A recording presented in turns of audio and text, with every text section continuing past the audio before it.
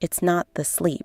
Danish women in their 40s and 50s often get the same 6 or 7 hours as everyone else, sometimes less during hard weeks, and they still don't carry that flat, depleted look most of us associate with being tired. The difference isn't rest. It's a specific set of daily habits that have almost nothing to do with how long you were in bed, and everything to do with what your face and posture are actually doing the other 16 hours of your day. Here's the first piece, and it's the one that surprises people most.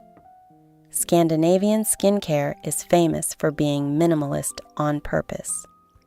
3 to 5 steps, consistent every single day, rather than an aggressive, ever-changing routine chasing the next trend. The philosophy behind it is almost the opposite of what most of us default to. It's not about correcting anything.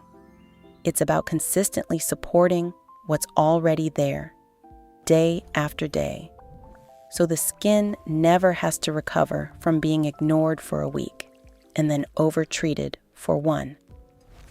Quick note before we continue.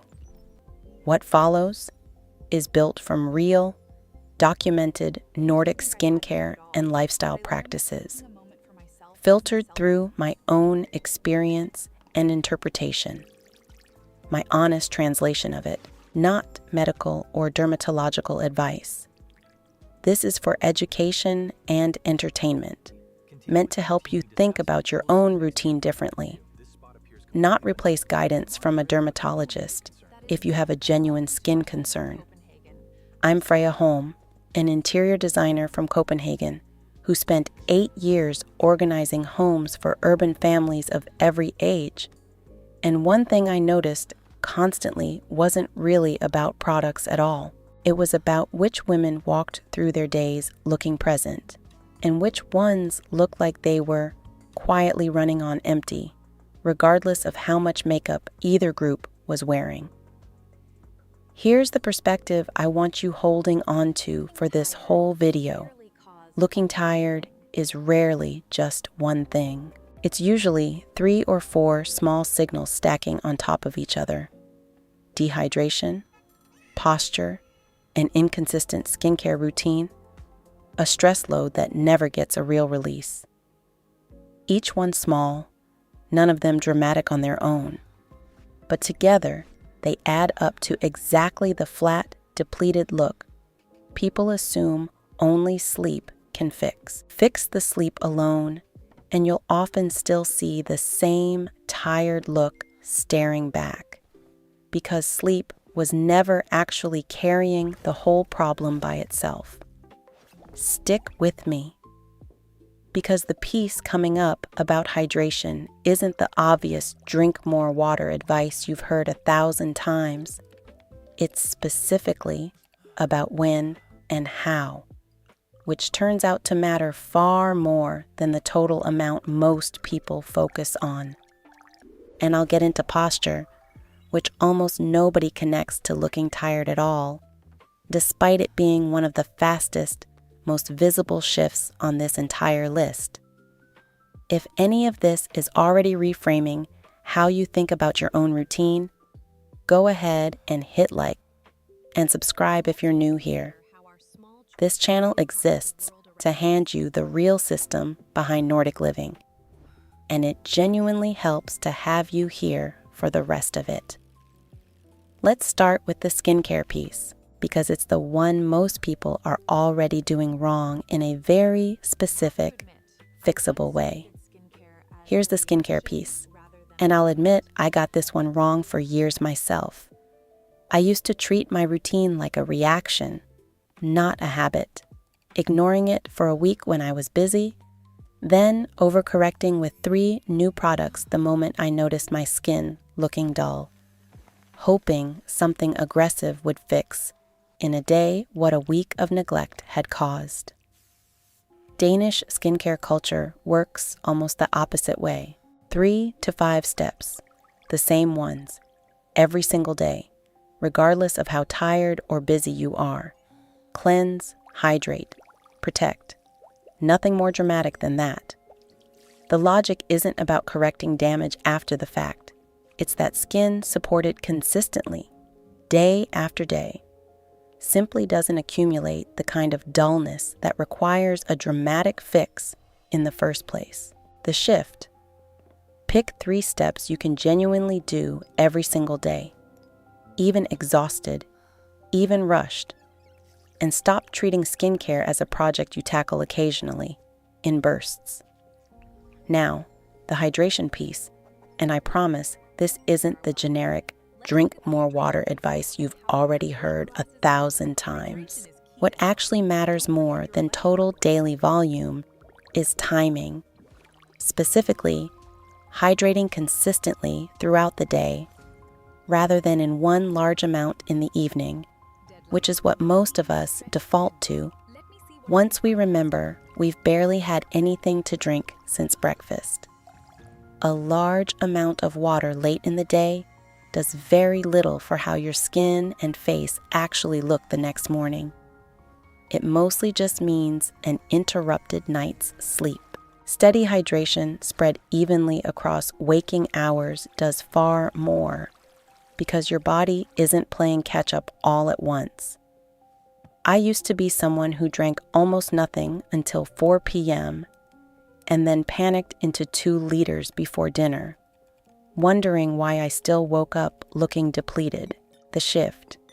A glass with each meal, plus 1 in between, rather than trying to catch up all at once in the evening. And now, posture, the one I promised would surprise you, because almost nobody connects it to looking tired at all. Here's what I noticed constantly organizing homes for years. The women who looked most depleted, even when they weren't objectively any more exhausted than anyone else, were very often the ones sitting slightly collapsed, shoulders rounded forward, chin dropped, the posture your body naturally falls into after hours at a desk or hunched over a phone. That posture doesn't just look tired to other people, it genuinely restricts breathing and circulation slightly, which compounds the actual feeling of fatigue on top of how it visually reads. Danish homes and workplaces lean heavily on standing breaks, walking meetings, movement built into an ordinary day, not for fitness, just to interrupt hours of the same collapsed position. I catch myself sliding into this constantly at my desk, and the fix is embarrassingly simple every single time. Shoulders back, chin level, a long exhale. The shift. Set a reminder, even just once or twice today, to notice your posture and reset it. This alone changes how rested you read to other people within seconds. No product required. We're building toward the full picture now. What's left ties the skincare, the hydration, and the posture together with the piece almost nobody talks about at all.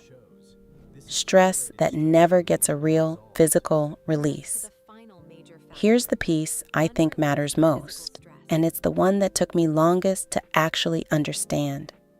Stress that accumulates all day with no physical release shows up on your face and in your posture, regardless of how well you slept, how consistent your skincare is, or how much water you drank. A tense jaw, held shoulders, a face that's been subtly braced for hours. These read as tired to other people even when you're technically well rested, because tension and exhaustion look remarkably similar from the outside. Danish daily life builds in small, repeated releases for this. The walk outside we've talked about on this channel before. A genuine pause with a warm drink. A few minutes of actual stillness, not as luxury self-care, just as an ordinary part of an ordinary day. I used to push straight through a stressful day without a single real break. And by evening, I could see it in the mirror before I'd even consciously registered how tense I'd been. The shift. One genuine 5 to 10 minute pause today, away from a screen where your jaw and shoulders are allowed to actually drop. Not multitasked, just a pause. Here's everything together. A simple, consistent skincare routine you actually do daily, instead of occasionally overcorrecting. Water spread evenly through the day instead of caught up in one evening rush. Posture checked and reset a couple of times today. Shoulders back, chin level, and one real pause, away from a screen, letting the tension your face has been quietly holding actually release. None of this requires more sleep than you're currently getting, though better sleep certainly wouldn't hurt. It requires the 16 waking hours to stop quietly working against how rested you look, regardless of what happens at night. I think about this a lot, honestly.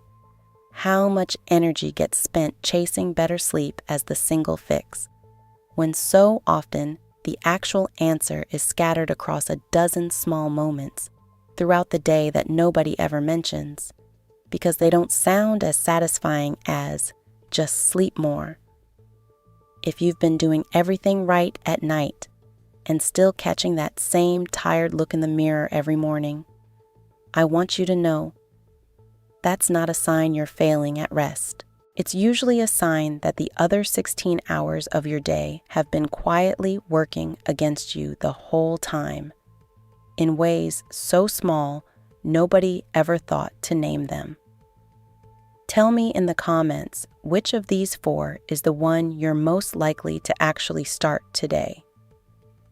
The skincare consistency, the hydration timing, the posture reset, or finally, taking a real pause. I read every single comment, and if you know someone who's been blaming sleep for a tired look that was never really about sleep at all, send this to her. She deserves to know it's not that complicated to fix. I know the natural skepticism this list can trigger, because I had the exact same reaction the first time someone explained it to me. Posture and hydration timing sound too small to actually change how tired I look. I understand why that feels true. None of these 4 things sound as dramatic as a serum with an impressive sounding ingredient list or 8 uninterrupted hours of sleep.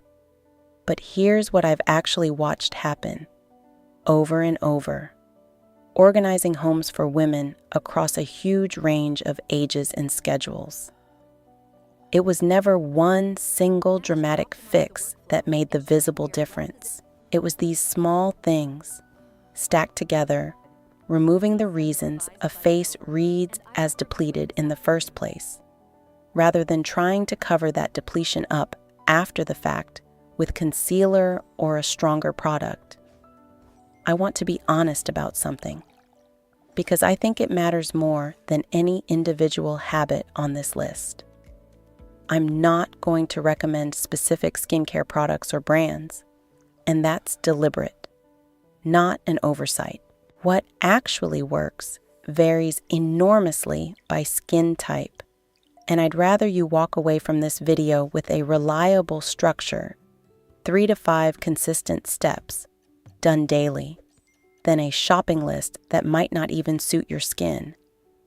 If you want product-specific guidance, a dermatologist or esthetician can actually assess your skin directly, which I obviously can't do through a screen. What I can tell you confidently is that consistency in whatever routine you choose will do more than sporadic intensity in almost any routine, regardless of which specific products fill those 3 to 5 steps. For anyone thinking, I genuinely don't have time to add a pause to my day, I want to push back gently, because I used to believe this about myself completely. The pause I'm describing doesn't need to be scheduled, separate time carved out of an already full day. It can be attached to something you're already doing. The walk to your car, the few minutes a kettle takes to boil, the short window between finishing work and starting dinner. I found mine, almost by accident, in the 2 or 3 minutes it takes to walk from my desk to the kitchen and back. If I actually let myself walk slowly instead of rushing there and back, while already thinking about the next task. The pause isn't extra time. It's existing time used differently.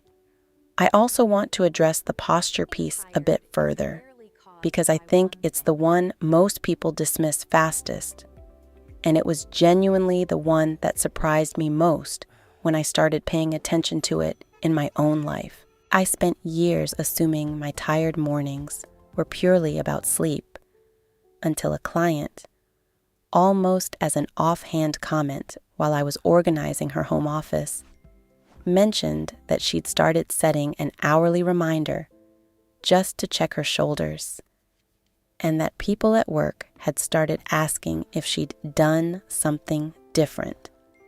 She hadn't changed her skincare, her sleep, or anything else that week. It was purely posture, repeated enough times across a single day to actually register visually by the afternoon.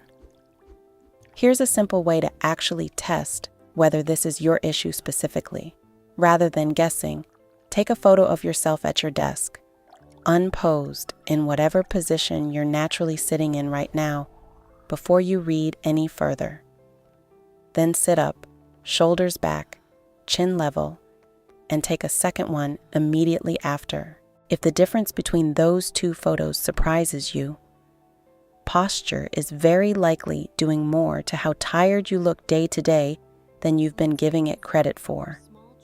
And it costs nothing to fix, starting with your very next reminder.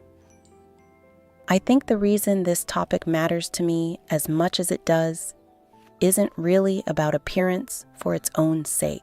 It's about how much energy so many women spend chasing a single expensive, dramatic fix for something that was actually built from a dozen small, free, daily habits all along. I used to think looking tired was simply something that happened to you as you got older, an inevitable cost of time passing that no amount of effort could really touch. What I've watched instead, in home after home, year after year, is that it's far more often a stack of small, fixable things, hiding in plain sight, none of them requiring more sleep than you're already managing to get.